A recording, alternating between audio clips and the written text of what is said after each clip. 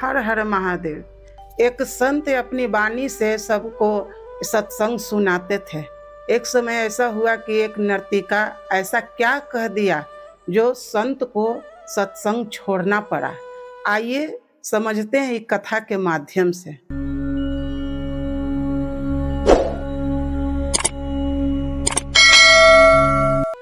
एक संत थे जो एक बरगद के पेड़ के नीचे बैठ के ध्यान करते थे। ध्यान करते एक आदमी देखा, मेरे इस संत का चेहरे पर तो बहुत तेज है, ये लगते हैं कि तपस्वी भी हैं और बहुत गुणी भी हैं। चले गए, फिर दूसरा देखा, फिर तीसरा देखा, चौथा देखा, पांचवा देखा। लेकिन काहे नहीं हम लोग उनसे कुछ सीखते हैं। लेकिन चलिए जाके उनके पास प्रणाम किया। लेकिन क्या है वत्स, लेकिन हम आपसे कुछ लेना चाहते हैं। क्या लेना चाहते हो कि आप कुछ हमको गुण दीजिए, कुछ ज्ञान दीजिए, बुद्धि बताइए हमको कि अपना जीवन हम अपना सार्थक करें। लेकिन ठीक है, बैठो, क्या जिज्ञासा है बताओ। लेकिन बताइए हम जीवन कैसे जिए, ईश्वर को कैसे पाएं। हम पूजा भी करने का हमको समय नहीं है, हमारे पास उतना धन भी नहीं है कि हम तीर्थ जाएंगे या कोई और भी ढेर सारा चढ़ावा चढ़ाएंगे। तो ईश्वर के कैसे पाएं। तब जाके वो संत बताएं कि ईश्वर को पाने के लिए ढेर साधन की जरूरत नहीं है, ना ही तीर्थ की जरूरत है। बस अपने मन में शुद्धि लाओ और अपने मन को शांत करके, जैसे 24 घंटा तुम्हारे पास है, 12 घंटा तुम अपने काम धंधे करते हो, 8 घंटा सोने में बिताते हो, उसके बाद 4 घंटा ऐसे जैसे तैसे में बीत जाता है। वही 24 घंटा में एक क्षण भी अगर निकाल के अस्थिर से बैठ के ईश्वर के ध्यान करते हो, तुम्हारा जीवन सार्थक हो जाएगा। तो फिर जिज्ञासु ने पूछा, क्या ध्यान करने से ईश्वर मिल जाएंगे कि नहीं? सिर्फ ध्यान करने से ईश्वर नहीं मिलेंगे, तुम्हें कर्म करना पड़ेगा। कैसा कर्म? जब भी कोई भी काम करो, कोई भी काम ऐसा नहीं है कि बड़ा छोटा होता है, कोई भी काम करो वो काम को पूजा समझ के करो। और जब भी काम करो, हे ईश्वर ये आपका है, हे ईश्वर, भोजन भी करो, हे ईश्वर ये आपका है। कोई भी जीव का दिन दुखी को देखो तो सहायता करो जितना समर्थ है। ठीक है गुरुजी, हमको अपना चेला बना लीजिए तो और बेहतर से हम सीखेंगे और जानेंगे। ठीक है, बन जाओ। चेला बना लिए, 5 गो के वो चेला बना लिए संत। अब रोज वहां सत्संग होने लगा। 5 गो से 6 गो, 6 गो से 7 गो, 7 गो से 8 गो, ऐसे ऐसे करते करते ढेर सारा वहां आदमी इकट्ठा होने लगा। सबको बहुत बढ़िया लगा, यहाँ सत्संग होता है।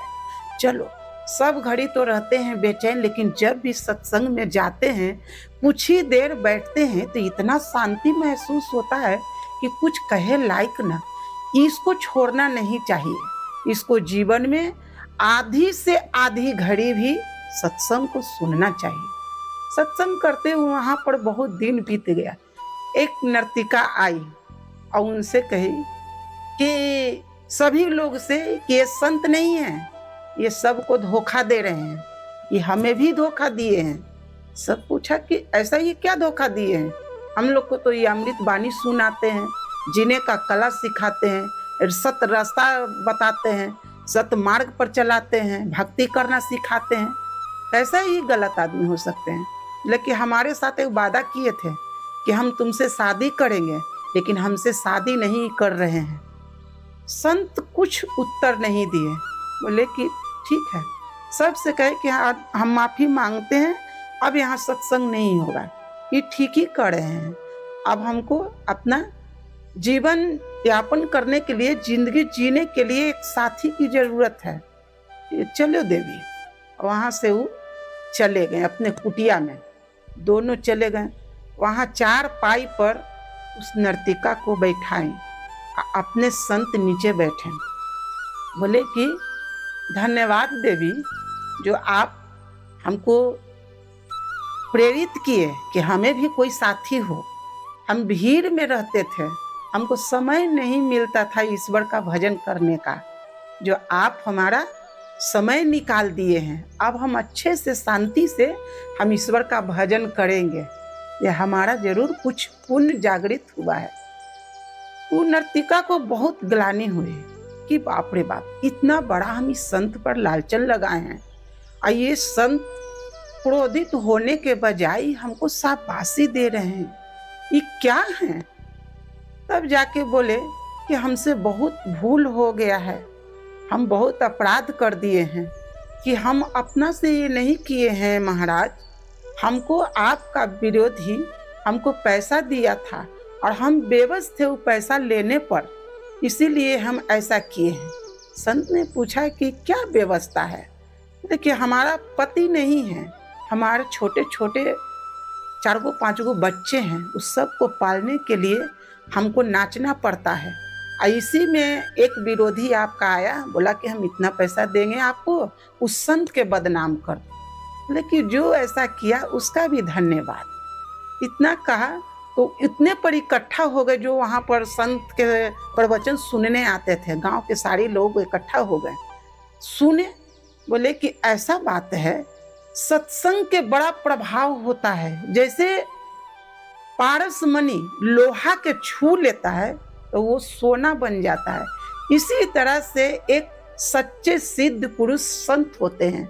जो सच्चे वाणी कर रहा है वो अमृत है। वो अमृत को जो भी सुनता है, जो भी ग्रहण करता है, उसका जब जीवन खुशमय हो जाता है। सभी ने तय किया कि इस नर्तिका को अपने अपने घर से पैसा जमा करके इसको देना चाहिए कि इसका बच्चा का इसका जीवन यापन हो सके। नर्तिका बहुत खुश हुई और रोज बोले कि अब कभी सत्संग बंद नहीं होगा। उसी बरगद के नीचे सत्संग फिर से होने लगा, सब इकट्ठा होने लगे। एक नर्तिका जो पाप की दुनिया में रह रही थी, एक सच्चे संत के संगत से एकदम जैसे हीरा, जैसे पारस मणि लोहे के छू के सोना हो जाता है, इसी तरह से वो नर्तिका एकदम निर्मल हृदय के हो गई। उसको देख के और भी लोग जीवन का प्रेरित लेते थे, सीखते थे कि एक पाप की दुनिया में रहने वाली महिला जब एक संत के संगत से सही हो सकता है, अच्छे बन सकता है, अच्छा आचरण सीख सकता है, सत मार्ग पर चल सकता है, भक्ति कर सकता है, फिर हम क्यों नहीं। आज के हमारा वीडियो इतना ही तक। अगर आपको वीडियो हमारा अच्छा लगा हो, कमेंट में हर हर महादेव जरूर लिखें। और हम अपने भगवान से प्रार्थना करेंगे कि जो हमारे वीडियो सुन रहे हैं वो खुश रहें, स्वस्थ रहें, मस्त रहें। हर हर महादेव।